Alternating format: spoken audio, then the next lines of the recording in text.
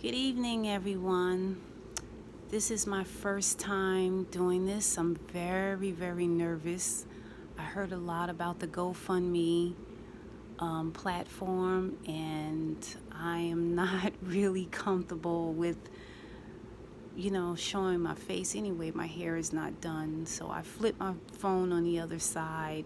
So please forgive me, but I just cannot show my face right now.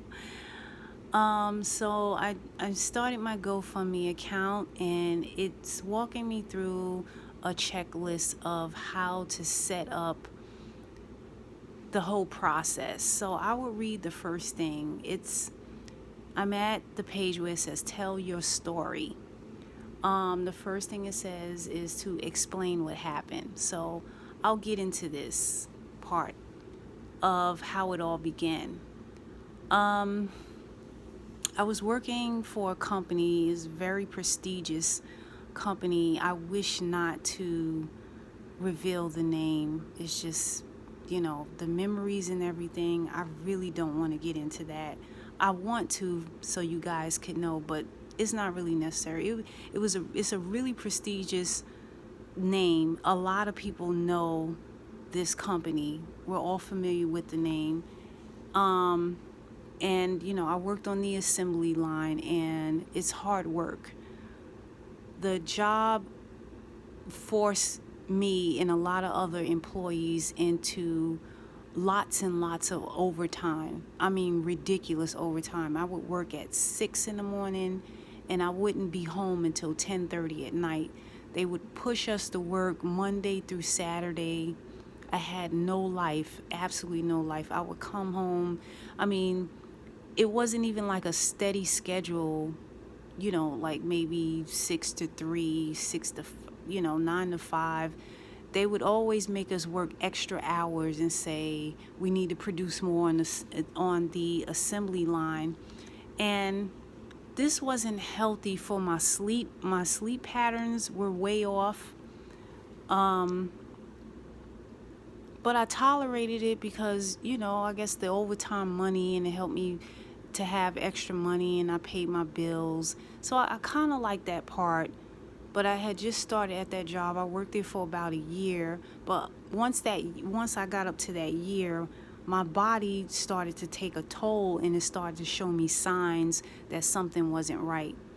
The first sign that I noticed was I started to feel a lump in my left breast. Okay, once I felt that lump, I kind of ignored it because when I was 12 years old, I discovered a lump in my right breast. And my mom took me to the doctor, and the doctor examined it. It was pretty hard. It was very tender to the touch, and it hurt really bad. But he just said, don't worry about it, it'll go away. And eventually it did shrink and go away. So from that experience, I just figured same thing is happening. You know how like maybe if you wore too much deodorant and you would get a lump up under your underarm, you will just wait for the lump to go away. So that's what I thought. But as time went by, I'm feeling more and more stress. So of course with stress, there's comfort food, there's alcohol. I enjoy wine, so I started to increase my intake of wine, and I started eating a lot of food. And the foods that I was eating it wasn't food that was good for you. Plus, they also had vending machines at the job that had a lot of junk food, and I would always constantly eat that to help me cope with the stress on the job. Well, that became a very high stimulant for the tumor to grow and get larger and larger. So the tumor began to become so large to the point where my nipple began to invert, and I couldn't really sleep on my left side. It started to become painful, and then that tumor it no longer felt as soft as it did at the beginning. It started to calcify. But again, I didn't think much of it. What I did was I would just ignore it and hope it would go away. But I did increase more alcohol intake, and I ate a lot of dairy. lots and lots of it because I'm a cheese lover. At the job, they would always have M&Ms. So of course, I'm lactose intolerant, so the M&Ms of course had the milk chocolate. So I was eating M&Ms like I can't even really remember, but I was just constantly going to, and it was nothing because I had the extra income. So the vending machine, I can imagine how much money they made off of me, but I was constantly buying 2, 3, 4 packs of M&M candies. And I didn't care if it upset my stomach because of the milk. It was just comfort food. Well, consuming all of these things was the fuel that the tumor needed. It was a perfect environment that I created for this tumor to thrive. So the tumor started to get bigger. My nipple was pulling, it was just inverted. It would no longer be erect. And so I really didn't know what to do because my job was always like work, work, work. By the time I came in from work, I was just constantly exhausted and tired. The next thing that I noticed about the signs were that I would throw up in my sleep. And my throat was burning so bad that it wouldn't calm down for about maybe like a half an hour to 45 minutes. I just kept drinking cold water and nothing could help it. So I did some research online, and I think I don't know how you pronounce it, but it's called GERD, GERD, where it has something to do with insomnia problems. And of course, I did have insomnia problems because the job schedule was so unstable that it got to the point, like even in the middle of me having a deep sleep, I would wake up like maybe like 2, 3 in the morning, and I would just have vomit all over my pillow with my throat burning. So now I'm almost late for work. A couple of times I was almost late for work, but I ended up throwing up like 3 times. And I just thought to myself, wow, my schedule is so off. Sometimes I wouldn't even eat dinner. I would just eat what I could at the job, all that junk food in the vending machine, which turned my body into an acidic state. There was nothing nutritional available to me. I would just wake up. I would, go to that local gas station by the job and just rack up on junk food, comfort food. So now the tumor is so worse. It's gotten so big, like the size of my fist, that now I can't sleep on my left side. So what I would do is just lay on my back, and then I would lay on my right side. And I was doing that for months, but I never went to the hospital. And I was like in denial. Plus I was just stressed out from the job. I just never had time to even sometimes I couldn't even wash my clothes. I couldn't do activities. They just took up my whole entire weekend. Sometimes they made it mandatory that we work on Sunday. So we ended up working Monday all the way through Sunday and Monday all over again. Yeah, I was miserable. But in a way, with the little extra money and my bills paid on time, it was like I was happy. It was like a curse and a blessing at the same time. I had no life and I was like depressed. Okay, so I would hear voices in my head that would say, quit this job. But I would ignore it. I would stuff it down and go, no, no, no, bills are paid. Long as bills are paid. What finally got me to the point of just ending this whole thing with this job is it was my body. I had so much pain one day from standing up for such long periods of time on the assembly line that I just walked off. I just walked away. I was like, I can't do this anymore. When I went home, I got into bed and I felt so good. Oh my God, it was exactly what I needed because I knew they were going to make us work overtime, and I knew they were going to, I wasn't going to walk in the door until the sun was down. It was going to be late at night, and women getting snatched up randomly. It was very frightening for me. Some people in other areas would leave early around 2 o'clock, 3 o'clock. But the area where they made me work, I would just get off. Sometimes I'd be home 8 o'clock at night. I was just like, I can't do this anymore. So anyways, I went home, got me some rest, went to work the next day. No one said anything. They had me, I was working the half-hour shift. It wasn't until I came back from my lunch break and they asked me to come to ER and they wanted to know what happened. And I said, look, I worked for your company for years. I've been loyal. I've been faithful. Do you see where this is getting at with overworking us? We're tired. I was in pain. I didn't know where the supervisor. They didn't want to hear any of that. They just took my badge and they just said you can't work here anymore, and they escorted me out. They didn't even care. The union lady, she didn't even help me. It was, what was I paying all of the union fees for monthly? All of that just went down the drain. So of course I tried to apply for my unemployment. They denied me. I did the appeal. I ended up getting it because they didn't show up. Okay, so that helped me for a couple of months, but then that was depleted. So now I'm just trying to scrape up for my savings, whatever I can to get me going. I'm a little bit here and there. Okay, fine. So one day I wake up one morning and my entire hips, there was just nothing but inflammation. And I couldn't get out the bed. My legs, I didn't know what was going on. I was like, what's happening to my body? I just figured, okay, it might, because of the effect from the tumor in my left breast, it has to be an explanation. I was just trying to rationalize it. I went on YouTube to try to look up some information, and come to find out, because I was laying on my right side for so many months, that my left side, the muscles begin to shrink because I wasn't really using it as much, because I was trying to protect my breast on the left side, in which I couldn't sleep on my left side. So my muscles begin to shrink to the point where it started to lift my left hip up. So now the mechanics of my walk is abnormal. I'm actually limping and I need a cane. I thought to myself, there is no way in hell, I'm too young for this. There's no way in hell I'm going to be out there, like, no disrespect to older people, but I was like, you mean to tell me I have to walk with it? Oh my God. No, there has to be another way around this. So I would just hold on to the wall. It was very painful, guys, like the first day. I couldn't even go to the bathroom. I had to wiggle my feet.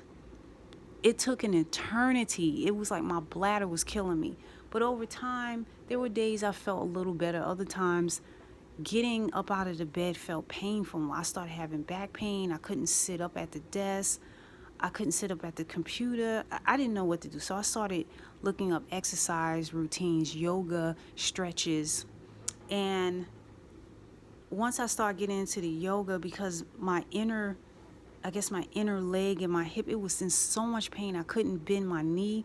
I guess they call that bursitis. I think that's what it is. If those who are experienced with the hip joint pain, those who have like lower back pain, that I started to discover like problems.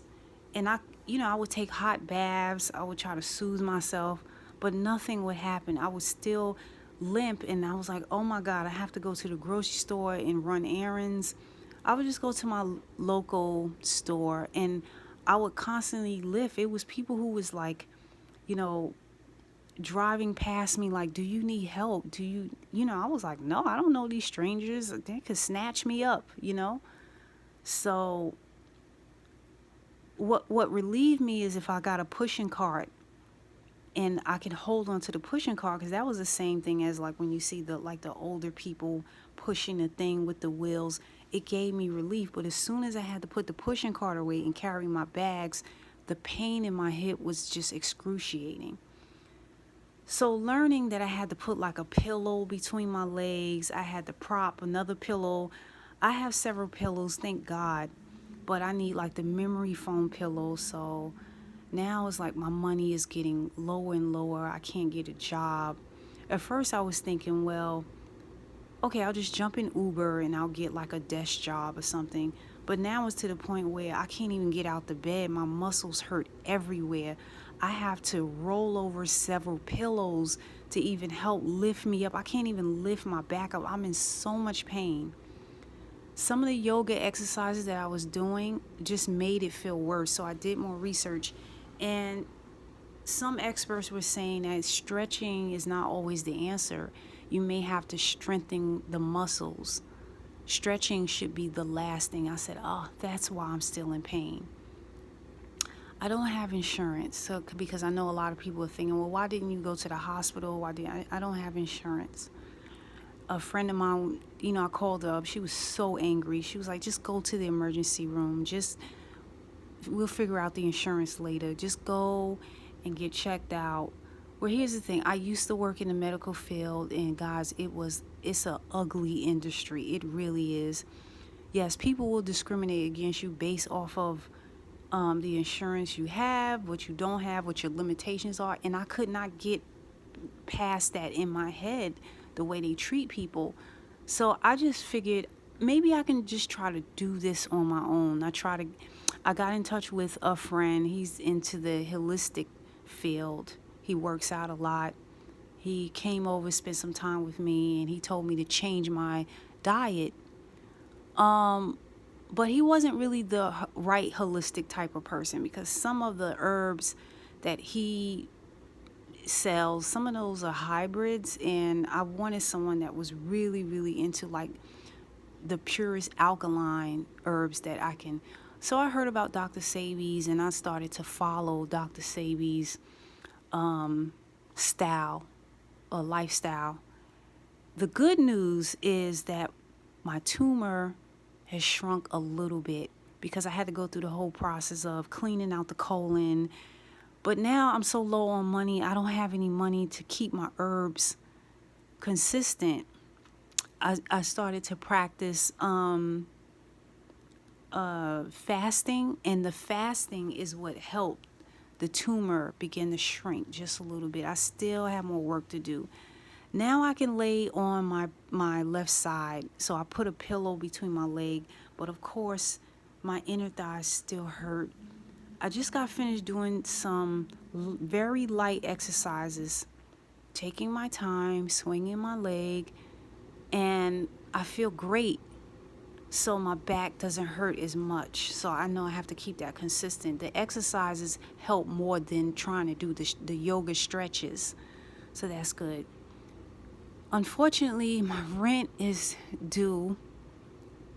I have absolutely no money. I have to cough up $1,500, or else that whole, eviction process is gonna happen, and I'm not gonna have anywhere to go. So what I want, because it says the next thing, describe what is needed. So I guess I'm getting into that.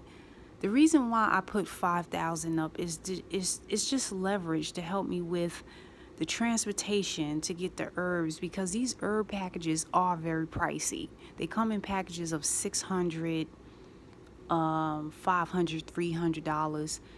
The next thing is that I don't have an elevator where I live. It's just flights of stairs, and because my hip hurts so bad, I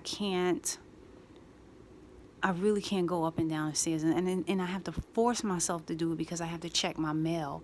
The bills are adding up. Oh my God, I want to go to work. So I just want to go back to work. I miss my job. I don't like I've been stuck in my apartment for about 2 weeks. I'm running low on water because I don't drink tap water. So I have to get my water from the local store. I just hop my way to the store to get the water, and I hop back, and I slowly bring it up the stairs. It takes forever, but I get it done. The 5,000 is to help cover maybe my rent, maybe a good 2 months while I try this new exercise, maybe 2-3 months maybe. And the transportation and the ordering groceries online. I don't need to be out there getting my groceries. The physical, I think it would be too much stress on me. The lesson learned is that I will never in my life, because this company did this to me, I will never in my life settle for a company that's just so greedy, that worked me over. I feel like they took my youth from me. Yeah, I wanted to get up and get another job. Yeah, I have my resume, but now I can't even do it. I can't even get a desk job because now my muscles are hurt. I can't even get out the bed. I have to wiggle out the bed every day. So my herbs are low, like my sea moss gel and everything, and I really need this help. There's certain people I don't want them to see my face. I know people are wondering, well, where's your family? I come from a very dysfunctional background family. So I had to cut my family members off and I had to move out of another state just so they wouldn't find me. I had some bad relationships with, some boyfriends, and they were very abusive. So I keep a very low profile. So this is my story. It says at the end, explain if there are other ways you need help. Yes, if anyone is familiar with having this or knowing anyone who have this, like, your help would be greatly appreciated. If you can help me with some tips on how to do exercises and the proper pillows and things, I have to order that stuff off of Amazon, so I don't have the funds for that. And the last one says, explain how soon you need the funds. Oh my God, I need it now. I just need this, but like, this is not forever. Like, my goal is I want to feel better. I want to get back out there and go back to work. And I want to go back to doing my hiking again. I have hobbies and activities. And really, I can't even walk to the corner. I can't even do it. I can't even ride my bicycle. Everything is collecting dust. My whole place has, like, I can't even clean up. It looks a hot mess up in here. So that's my story. Thank you so much for listening.